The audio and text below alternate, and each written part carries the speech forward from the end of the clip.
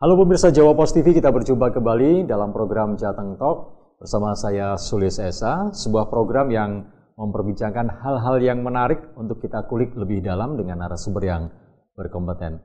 Nah, kali ini di studio Jawa Pos TV Semarang sudah hadir sosok yang sangat spesial. Beliau adalah politisi muda yang saat ini duduk di Komisi 3 DPR RI dan beliau juga adalah pernah menjabat juga sebagai anggota DPRD Provinsi Jawa Tengah, Mas Dede Indra Permana, Sarjana Hukum. Langsung kita sapa Mas Dede Indra Permana. Apa kabar Mas Dede? Kabar baik Mas. Kabar baik. Ini sedang sibuk apa ini di Jawa Tengah nih Mas? Ini kebetulan pulang kampung. Pulang kampung. Sama kemarin ada tugas dari partai untuk kerja di wilayah Pemalang. Oh, Pemalang. Jadi Mas Dede Indra ini Dapil Jateng 10 ya? Iya, meliputi Batang, Pekalongan, Kabupaten Pemalang, Kota Pekalongan. Daerah Pantura, iya. Pantura Barat ya? Iya. Kalau dari saya asli Semarang. Asli Semarang. Dulu pernah menjadi DPRD Provinsi Semarang. Nah, ini berangkatnya dari DPRD Jawa Tengah. Iya. Terus kemudian naik ke pusat ya Mas Dede ya. Ini Mas Dede masih sangat muda, relatif usianya masih sangat muda, tapi pengalamannya terjun di dunia politik juga cukup lumayan juga. Terbukti sudah pernah duduk di DPRD Jawa Tengah dan kini di DPR pusat Mas ya. Iya. Ini apa yang membuat Anda akhirnya terjun ke dunia politik? Padahal setahu saya ini Mas Dede ini latar belakangnya dari keluarga bisnis ya. Iya. Apa latar belakangnya? Ini saya nih senang organisasi ya. Waktu dulu berbagai organisasi saya geluti, mulai dari organisasi otomotif, olahraga, terus ada juga organisasi pengusaha. Awalnya saya buka bengkel itu dulu komunitas klub mobil. Oh, bengkel mobil ya? Mobilnya masuk ke bengkel saya bikin klub gitu ya. Nah, terus pameran dan dari situ mulai ke organisasi yang lainnya. Karena senang sepeda, saya masuk ke organisasi sepeda. Sepeda ontel? Ikatan Sport Sepeda Indonesia Jawa Tengah. Saya ISI. Pernah menjabat ketua ISI? Alhamdulillah waktu itu juga Jawa Tengah menyumbang 2 emas ya dari BMX maupun downhill waktu itu. Waktu PON ya? Waktu PON kemarin. Terus setelah itu saya juga ikut di dunia usaha karena memang latar belakang saya usaha. Saya bergelut di Ketua HIPMI Jawa Tengah. Terus saya menjadi wakil sekretaris jenderal zamannya ketua umumnya Bahlil, menteri sekarang. Investasi ya. Terus setelah itu meneruskan di situ ketua bidang 7 dan terakhir saya untuk mendharma baktikan di organisasi HIPMI saya jadi ketua SC yang di Solo ada ribut-ribut ini yang Munas kemarin ya. Tapi semua memang pilihannya ya riuh seperti itu, cuman alhamdulillah semua bisa teratasi dengan landai dan baik dan terpilih salah satu calon ketua umum. Namanya juga dinamika organisasi, ada semua pengen jadi benturannya seperti itu, tapi yang penting endingnya happy ending ya. Pernah jadi ketua Karang Taruna Jawa Tengah juga? Pernah jadi. Wah, ini pengalaman organisasinya sudah cukup membawa. Dari situ saya masuk ke partai. Tahun berapa itu waktu itu ke partai? Partai kira-kira 15-13 tahun yang lalu. Oh, iya. Saya mulai dari masuk PAC terus ke DPC, terus baru ke DPD. Jadi latar belakangnya karena memang suka berorganisasi Anda? Iya, dari situ saya. Ya nggak tahu ya, waktu itu kita juga bukan organisasi dengan pengelolaan keuangan ya. Saya sendiri juga nggak tahu sumbernya dari mana. Ada aja gotong royongnya tim teman-teman mau berbarengan. Dari situ belajar sih ya. Iya. Belajar memanage organisasi, terus bagaimana organisasi ini bisa berjalan dari sumber manapun gitu, atau dari iuran teman-teman, bahwa kita semua cinta organisasi ini. Akhirnya organisasi ini bisa kita harapkan gitu, yang mengantar sesuai apa yang kita cita-citakan. Terus apa yang melatar belakangi Anda akhirnya memutuskan saya mau jadi politisi, saya terjun ke dunia politik? Oh ya, saya waktu itu kan memang bareng sama kakak saya ada posko gotong royong tahun berapa ya zamannya Bu Mega. Oh iya, Kan waktu Mega banyak Bintang kan, itu Mega ya. Bintang Iya. kan serempak itu posko gotong royong. Terus kakak saya nggak meneruskan, saya yang meneruskan, sering kumpul-kumpul. Habis itu. Jadi sebenarnya kakak lebih dulu waktu itu ya? Iya, terjun ke dunia. kakak saya Oke. sarjana politik FISIP UGM ya. Oh iya, iya. Saya malah nggak ada latar belakang pendidikan politik. Iya, iya. Terus malah kakak saya nggak neruskan, saya yang masuk di situ menggeluti. Akhirnya saya masuk di kepengurusan DPC. DPC mengusulkan saya untuk maju ke DPRD provinsi. Oh langsung ke provinsi, bukan kota langsung kan ya? Ke provinsi. Mungkin teman-teman kota kan ya juga sudah penuh waktu itu. Ya udah saya maju di DPRD provinsi dengan nomor urut 11. Alhamdulillah Tuhan mengizinkan saya lolos. Saya punya sahabat dulu, sering diskusi juga sama teman-teman Jawa Pos di sini, namanya Mas Iskandar. Ya, dia teman dulu saat saya masih buta sama sekali tentang organisasi maupun politik. Dunia politik khususnya ya. Itu dapil berapa waktu itu menjadi anggota? Dapil yang sekarang ini? Dulu DPRD provinsi di Semarang, Kendal, Kabupaten Semarang, Kota Salatiga. Di dapil yang baru ini karena waktu itu Pak Ketua saya, mentor dan anggap jaga sebagai orang tua saya, Pak Bambang Pacul, udah kamu ikut saya ke Jakarta. Akhirnya saya mengikuti beliau. Wilayahnya saya pikir Semarang, ternyata berbeda di Batang, Pekalongan, dan Pemalang. Nah, saya nggak punya saudara, tapi ya sudahlah, belajar di situ dengan sosialisasi, memperkenalkan diri ya, alhamdulillah Tuhan mengizinkan saya. Ya, ini periode pertama berarti ya, sebagai anggota DPR Komisi 3 Mas Didi ya. Sebelumnya saya di Komisi 1 ya. Saya sebagai Kapoksi 1, Kapoksi itu ketua kelompok yang ada di fraksi PD Perjuangan yang di Komisi 1 yang mengatur alur rapat,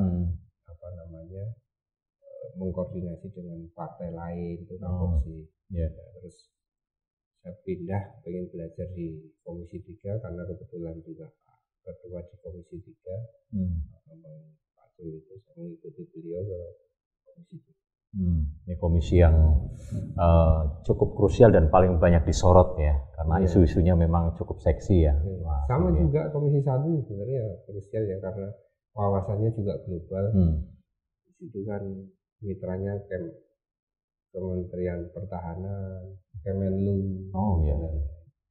Komisi 3 kan kita mitranya dengan kepolisian. Kalau Komisi 1 ABRI, TNI. Kalau Komisi 3 dengan kepolisian, kejaksaan. Yang hubungan dengan hukum. Hukum dan keamanan dalam negeri Mas Didi ya. Oke Mas Didi, ini tahun depan nyalek lagi nih? Insya Allah kalau tugas dapil yang sama. Ibu Ketua Umum dan Tuhan memberikan jalan ya, kita mohon doanya Mas. Ya, dapil yang sama ya Mas? Iya. Oke, dapil 10. Mas Didi, saat Anda turun ke lapangan, dapil khususnya, permasalahan apa yang paling sering Anda tangkap di tengah masyarakat kita? Gini ya, berbagai aspirasi maupun harapan masyarakat ini kan pasti juga banyak, tapi semua pengennya terpenuhi. Tapi memang sebagai anggota Dewan kita menyalurkan aspirasi tersebut yang bisa kita salurkan lewat pemerintah untuk memenuhi kebutuhan masyarakat. Ya baik dari kasus hukum, bantuan, rumah yang tidak layak, ataupun irigasi di persawahan, terus juga ada jalur. Kemarin kita jalan ke Belik itu daerah Pemalang ya? Pemalang, perbatasan Purbalingga.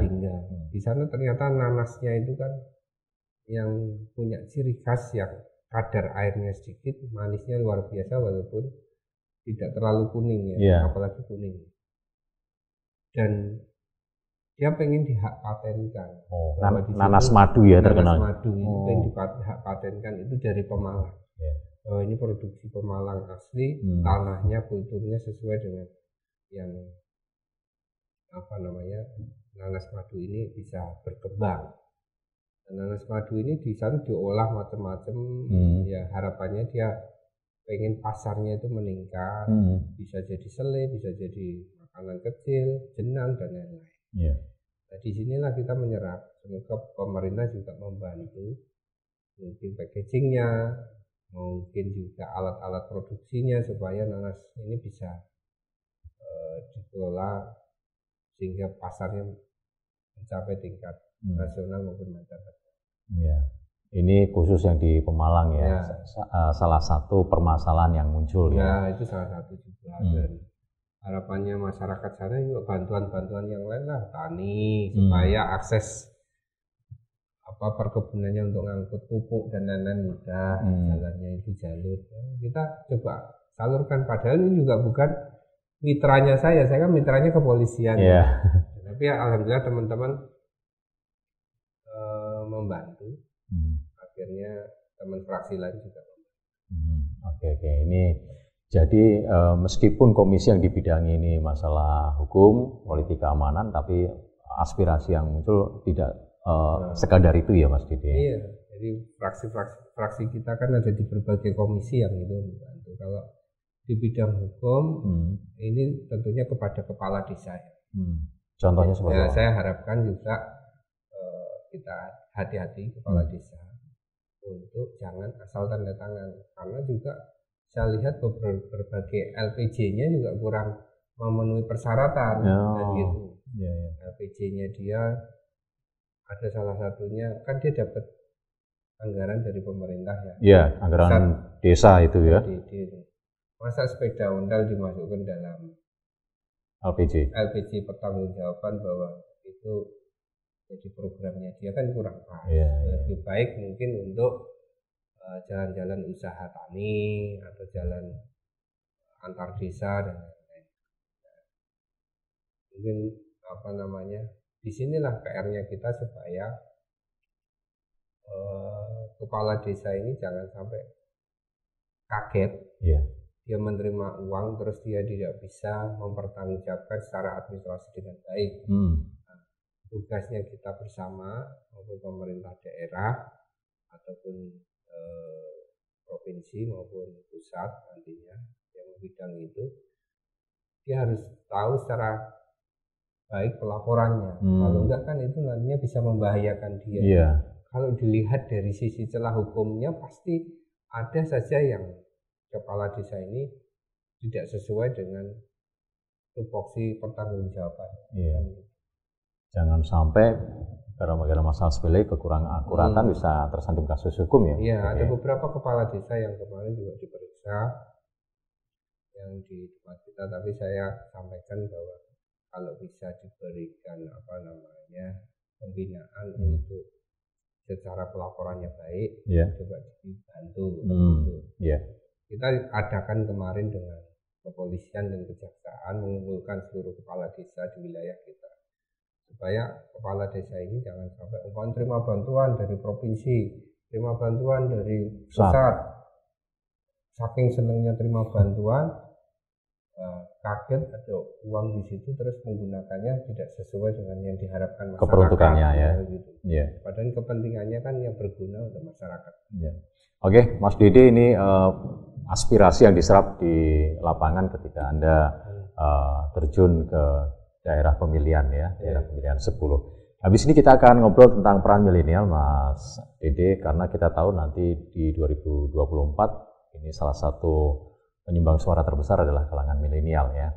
Ini apakah apatis atau tidak ini kalangan milenial karena isunya juga mereka kurang tertarik dengan dunia politik. Betulkah demikian, dan upaya apa yang dilakukan oleh para politisi muda seperti Mas Dede ini untuk menggait suara dari para pemilih milenial?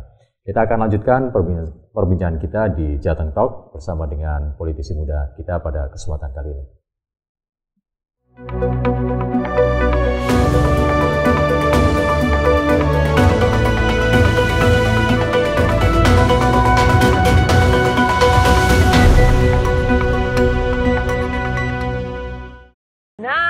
tema kali ini apa nih Mas Beki?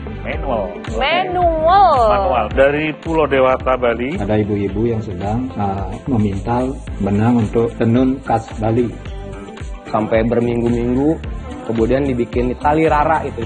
Kalau misalkan aku pakai flash kan yang samping itu pasti rata. Oh. Jadi flat, bukan rusak, flat. Jadi langsung kirimkan foto Ya. story Anda, saksikan terus Lensa hanya di Jawa Post TV. Jawa Post TV independen, respect dan menghibur.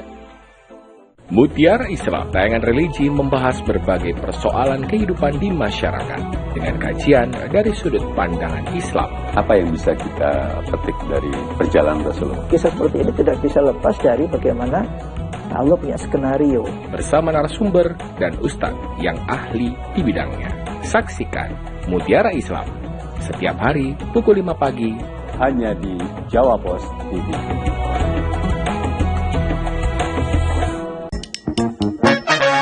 Morning, pemirsa Jawa Post TV, gimana kabar? Di jalan-jalan pagi-pagi. Kita ada di Sidoarjo nih pemirsa Jawa Post TV, di Gedung Kesenian Rumah Budaya Malik Ibrahim. Hotel ini mulai beroperasi pada tanggal 22 Agustus 1928.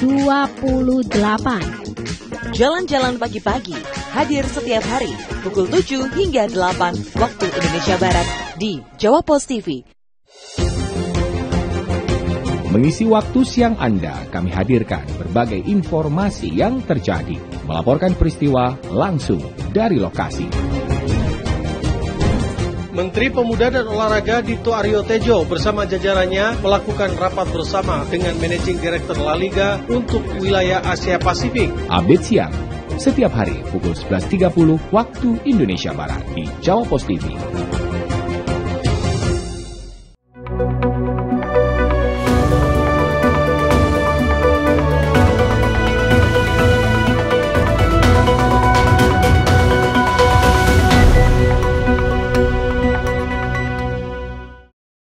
Baik, pemirsa Jawa Post TV, kita lanjutkan program Jateng Talk bersama dengan narasumber anggota Komisi 3 DPR RI, Mas Dede Indra. Tadi Mas Dede sudah bercerita tentang latar belakang beliau, terjun ke dunia politik, dan menyerapkan aspirasi ketika turun di lapangan. Kita membahas tentang salah satu isu yang cukup menarik. Ini juga jadi ini juga sorotan para politisi ya, Mas Dede Indra, terkait dengan peran milenial. Ada cap yang menyebut bahwa generasi milenial saat ini merupakan generasi yang individualistis ya, sangat bergantung pada teknologi dan apatis terhadap politik. Setuju Anda dengan statement ini, Mas Dede? Ya kurang lah ya. Maksudnya kan kita juga butuh anak-anak muda ini harus berbakti, membaktikan diri untuk negara maupun masyarakat. Ya. Sekarang memang cenderung orang kepinginnya kan pegang gadget terus dia sibuk dengan sendirinya entah main game, entah bikin konten. Sebenarnya kan itu satu kreativitas anak muda sekarang yang bisa kita kembangkan untuk berguna buat masyarakat banyak. Contoh kemarin saya di Singapura itu justru orang malah Pakistan yang masuk ke sini juga membuat aplikasi untuk mengkoordinir seperti Gojek gitu, tapi di wilayah Kalimantan. Nah, kenapa anak-anak muda sini nggak bisa seperti itu? Itu satu. Justru orang luar ya? Orang luar. Nah, sebenarnya kalau kita menggeluti supaya kita nggak sibuk dengan hoax, juga sibuk dengan saling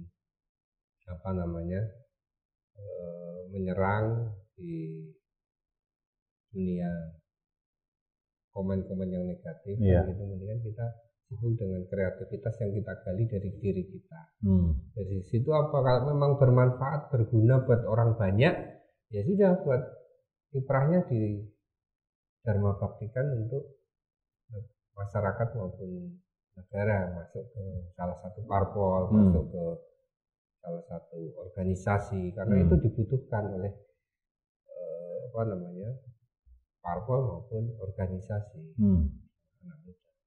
Minimal partai politik itu kan juga punya organisasi, sayap-sayap organisasi ya, Mas Dede Indra ya. Bisa masuk ke situ dulu ya. Untuk belajar di dunia politik ya. Benar, jadi di situ masuk ke sayap atau organisasi kepemudaan, organisasi olahraga, pasti nanti nggak tahu kita cita-citanya kemana mengalir aja, tapi kita tekun pelan-pelan, yang mana kita bisa serius di dunia itu. Kalau dulu kan saya awalnya memang satu kakak saya, yang kedua saya pengen mewujudkan cita-cita keluarga mungkin bapak saya waktu itu, karena bapak saya di politik terus gagal kan. Saya kepingin lah coba menggeluti di politik. Jadi Anda tidak sependapat ya Pak, milenial juga harus peduli juga ya dengan. Saya juga waktu itu nggak ada gambaran ya, masuk ke DPR nggak ada gambar. Sama sekali nggak ada gambaran. Saya cita-citanya pengen punya bis banyak, gitu kan ya. Udah bengkelnya nanti bisa berkembang, tapi dengan lambat laun akhirnya saya masuk ke politik. Karena mengorganisir orang banyak kan di bis itu, ada sopir, ada penumpang dan lain-lain. Terus masuk ke dunia usaha, dunia organisasi, akhirnya masuk ke politik. Karena politik itu seni ya, nggak melulu politik itu kotor, tapi tergantung niat dan pikiran kita untuk seperti apa. Yang penting nawaitu kita itu baik. Tuhan pasti akan menunjukkan bahwa kalau kita berjalannya sesuai dengan koridor yang baik, pasti kita insya Allah selamat lah. Walaupun mungkin di lingkungan itu tidak disukai ya. Padahal kan politik gitu. Lingkungan sekitar saling bocah ini sore dan lain-lain, ini apa gitu dan lain-lain pasti. Atau seniornya sendiri juga nggak pengen bahwa kamu mendahului saya dan lain-lain, atau kamu lebih maju dari saya. Itu bagaimana caranya kamu hilang dari peredaran kan gitu. Nah itulah seninya, bagaimana kita bisa ngayun, bisa kita lihat situasi.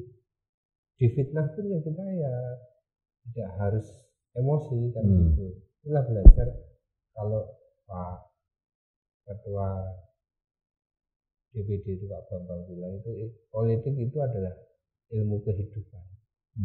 Dari semua yang kita jalani, dari semua perilaku kita bisa mengilhami dan dinikmati. Sebenarnya ini pertanyaan jawaban dari Mas Didi, ini pertanyaan saya berikutnya. Saya mau tanya tentang anggapan di dunia politik itu kotor, penuh intrik, ya kan? Ada anggapan tidak ada kawan yang abadi, yang ada adalah kepentingan abadi. Enggak melulu seperti itu. Akhirnya politik itu kayak apa ya, is the game ya. Jadi kalau kita masuk dalam permainan, permainan itu kan ada kompetisi. Pasti kompetisi itu juga kadang senior pun juga ikut masuk dalam kompetisi kita. Nah, tinggal kita berpikir secara jernih dengan otak kita, dan kita berdoa semaksimal mungkin dengan niat kita yang baik. Kalau memang kita kompetisinya dimudahkan, insya Allah ya kita bisa bersaing. Betul. Mas Didi, kembali ke sosok milenial ini ya. Ini kan banyak jadi rebutan nanti. Suaranya juga cukup signifikan nanti pada pemilihan 2024. Nah, pembelajaran politik seperti apa yang mesti dilakukan, khususnya partai politik, agar para milenial ini dalam tanda kutip melek politik ini, Mas Didi? Ya, politiknya paling enggak kita masuk ke dalam kalangan 17 tahunnya. 17 tahun ke atas yang ya sudah nalar pikirnya, menginjak dewasa. Mungkin teman-teman maupun kader milenial ini bisa masuk dalam kegiatan, entah nonton konser itu yang diadakan di partai politik, kegiatan politik, terus ada baguna, gotong royong kalau ada bencana. Dari situ dulu lah mungkin kita bermanfaat dulu buat masyarakat. Umpamanya terus di sosial media kita bisa mengemas, apa istilahnya sekarang ada yang orang Bali bikin Twitter tuh, Mas. Orang Bali bikin Twitter. Apa tuh Twitter, terus IG, dia menyuarakan berita-berita yang memang harus disuarakan. Padahal kan perjuangan itu bukan hanya kita dari dunia yang kasat mata, tapi dari dunia maya juga kan itu harus disuarakan. Betul. Jadi banyak cara untuk bisa menyuarakan aspirasi. Apa yang namanya aplikasinya? Oke, nanti kita searching ya. Jadi kalau masuk di situ berarti entah dari mana-mana tuh itu menjadi trending topiknya gitu. Iya. Twitter maupun IG-nya itu jadi trending topik karena dia selalu memuat berita-berita yang memang harus diangkat. Iya. Oke Mas Didi, pengalaman Anda selama menjadi anggota parlemen, baik di DPRD provinsi maupun di DPR RI, pengalaman apa yang cukup mengesankan sepanjang karir Mas Didi sebagai politisi yang duduk di parlemen? Pengalaman saya bertemu dengan orang banyak. Di bisnis kan juga bertemu orang banyak. Memahami karakter orang masih satu sama lain beda-beda, ya kan? Dan kita nggak bisa samakan pikiran kita dengan pikirannya orang banyak. Harus kita paksakan, ya. Disitulah. Terus yang sisi lain, kalau di provinsi, dia menggeluti saat kompetisi itu aja pengalaman. Kalau kompetisinya full, kita merasa prestasinya Tuhan memberikan jalan. Itu luar biasa lah. Ada pengalaman yang mungkin bisa dibilang dalam tanda kutip dramatis nih Mas Didi, ini sesuatu yang bagi Anda nih prestasi pribadi nih yang cukup membanggakan bagi Anda secara pribadi sebagai anggota parlemen. Ada nggak? Prestasi apa ya? Kalau di perusahaan ada Mas, saya dapat dari Kementerian Perhubungan penghargaan pelayanan terbaik. Ini kan jadi prestasi di transportasi. Terus ada juga kalau di politik tata kelola di organisasi tata kelola organisasi baik menjadi dapat penghargaan. Itu mengelola, memanage orang, terus kita memajukan organisasi ini. Duitnya dari mana kita bisa dapat sponsor, gitu kan. Saya mengangkat tema dulu waktu saya di HIPMI, Zero to Hero. Jadi dari nol menjadi pahlawan. Pahlawan kan banyak, bukan pahlawan berjuang dengan senjata, tapi pahlawan bisa menyumbang devisa, pahlawan mempekerjakan orang banyak. Nah itu saya bikin kegiatan itu Zero to Hero. Dan tokoh-tokoh inspiratif banyak juga yang dapat award di situ. Akhirnya kita ngerti, ternyata orang sukses itu kayak gini, orang sukses itu kayak gini. Oke Mas Didi, terakhir ini mungkin pesan apa yang ingin Anda sampaikan khususnya pada generasi muda agar mereka tertarik paling tidak apatis dengan dunia politik, mau memberikan suaranya karena satu suara juga ini penting untuk kemajuan dan perjalanan bangsa Indonesia. Ya, bagi teman-teman kawula muda terus aktif dan tekuni di bidang hobinya sekarang ini. Tekuni di bidang hobinya sekarang ini dan tentunya diyakinkan bahwa dia harus mempunyai manfaat bagi lingkungan keluarganya dan orang banyak.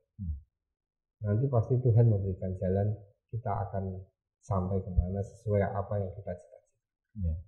Biarlah mengikuti air mengalir ya. Jangan berhenti untuk terus melangkah ya Mas. Tekun seperti naik sepeda itu aja. Walaupun jatuh sebentar, kita naik lagi pasti kita bisa naik sepeda. Betul. Baik, Mas Didi terima kasih sudah hadir bersama Jawa Post TV.